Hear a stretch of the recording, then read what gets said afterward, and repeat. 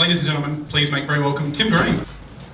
Good evening, and before I sort of kick off with my story that I planned for the last time, let me just say that it's a true story. I did put my name in the hat last time, and I pouted like a small child when my name didn't get called. Turned up the next month and said, "Hey, I'm ready to go for this again." And so, for those of you who were unlucky enough tonight, please turn up next month, and hopefully you get the opportunity. If not, as was mentioned earlier, please get on the website and do that, because I am quite fond of this event, and certainly happy to see it continue long into the future.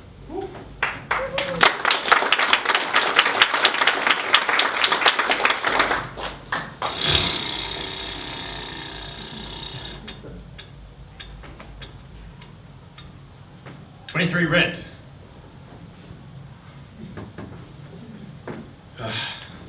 That's it. That's all I've got left.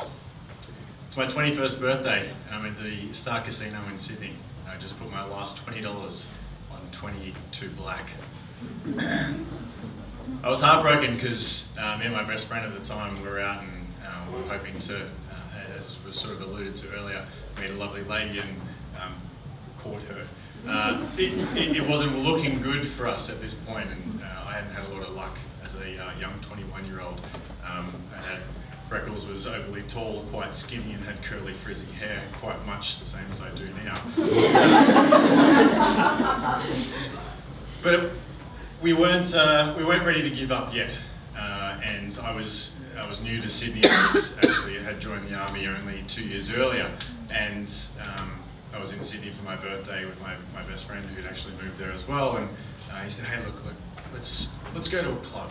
Let's go out clubbing. We've got no money, but let's see how we go. We'll put it on the credit card and hope for the best." So we ended up trekking our way into Sydney City, bright-eyed, bushy-tailed, trying to hope our luck to court a lovely lady for the evening. And so we managed to make it to this backpacker bar. It was a scary canary. For those of you who are familiar in Sydney, it's quite a sort of infamous backpacker bar, and the sort of draw card they have is that they sell buckets of alcohol for $8 a bucket. It was a fantastic bargain as a 21-year-old, and trying to sort of, one, either drown the sorrows, or two, build enough confidence to sort of start dancing on the dance floor. This was back in 2011, so 8 years ago now, and Hitch had just come out, so the only dance move I had was this.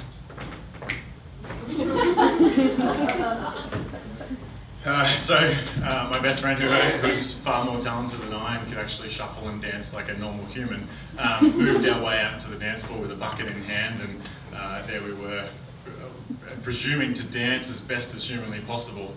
And two ladies actually came up and started dancing with us. God, is this real life? Is this what it's like to engage in interaction with the opposite sex? It was, and to my surprise, one of the ladies was actually quite interested in yours truly, and she had sort of shuffled her way over to me, and we started sort of doing these ones, and I'm quite awkward and doing the the awkward dance from the Fresh Prince of Bel-Air. But for whatever reason, this lady decided to sort of stay with me for a little bit longer, not for the evening, and then I sort of awkwardly leaned in and, again with the Hitch sort of mantra in my head, and thank you very much, Will Smith, made the 90, and luckily for me, she made the 10. And our lips engaged, and it was magical. The dancing sort of continued a little bit further, and I guess the only problem was that she left me. I was with a sigh. I looked down at my feet and I said, "I'm sorry, I'm just not that good at dancing. I'm not that good at kissing. It's all very new to me." She said, "No. It's got nothing to do with you. I have to leave. I'm heading to the Blue Mountains tomorrow, so please forgive me." I said, "Okay, it's a good story. Thanks. Goodbye forever. I'll see you. Have a good life." Tailed between my legs, my best friend and I went home and sort of called it quits and said that's as far as we're going to make this evening. Good on us lads, you know, we got it that far, kissed a girl. Anyway, I sort of proceeded to message her a couple of nights later.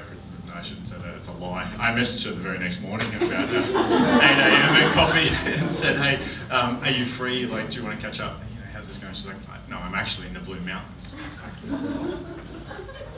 look at me. She wasn't bullshitting me. Anyway, so we went backwards and forwards a little bit over the next sort of 2 or 3 weeks, and I was in Canberra, she was in Sydney.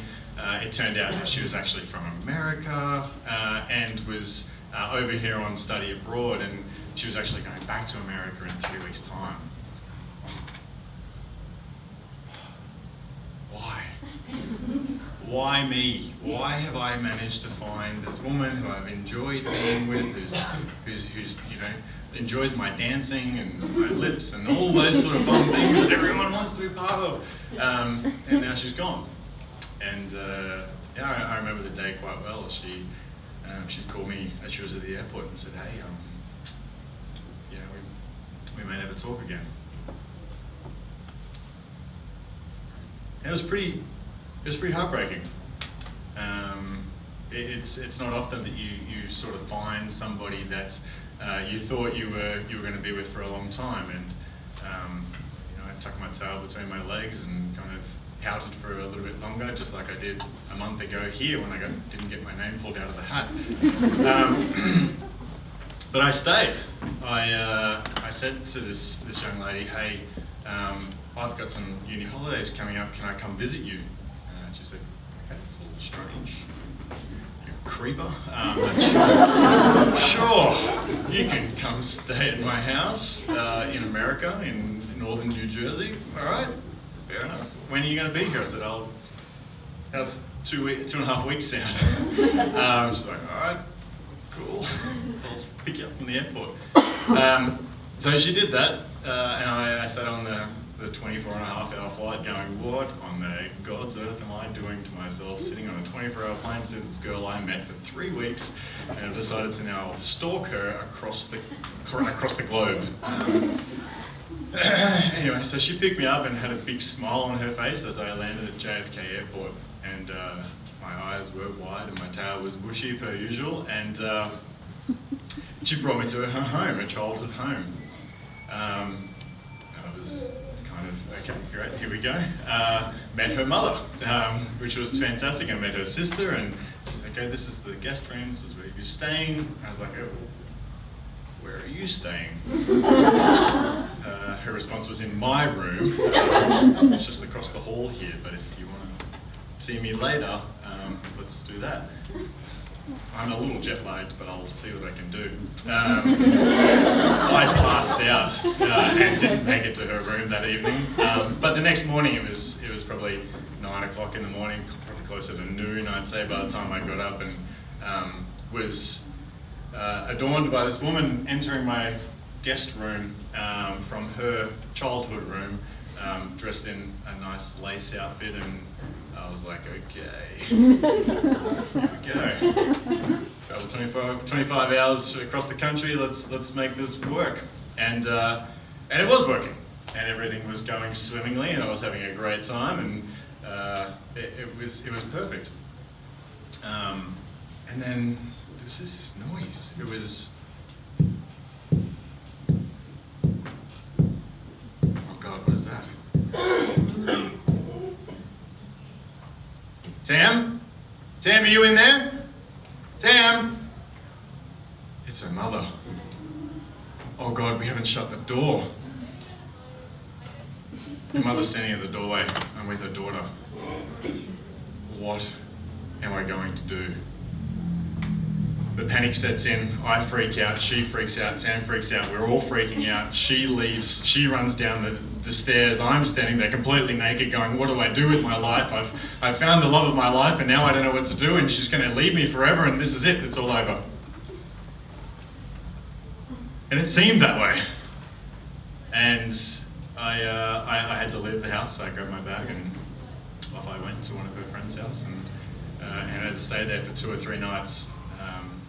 But I persevered. I stayed in country in northern New Jersey, and I had to front up to her mother that week.